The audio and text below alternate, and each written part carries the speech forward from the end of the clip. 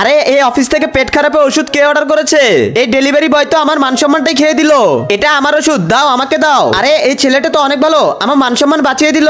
এই নাও তোমার পেট খারাপের ওষুধ। ঠিক আছে, এটা এত জোরে বলার কিছু নেই, থ্যাংক ইউ। আমি এই কোম্পানিতে নতুন এসেছি, তুমি কি আমার বন্ধু হবে? আরে মোটু, সারাদিন শুয়ে থাকলে চলবে না, চল আমার সাথে প্রজেক্ট কমপ্লিট করতে হবে। আমি এই কোম্পানি ম্যানেজার, তোর কাজ তুই করে নে, আমি তোর সাথে যেতে পারবো না। সমস্যা নেই, আমি যাব। এরপর আমি আর তাসরিফ আমাদের নতুন প্রজেক্ট কমপ্লিট করতে বেরিয়ে পড়ি। সেখানে আমাদের অনেক ভালো সময় কাটে।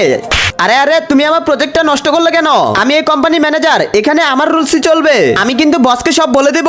অ্যানি, তার আগে আমি তোমাকে চাকরি থেকে বের করে দিব।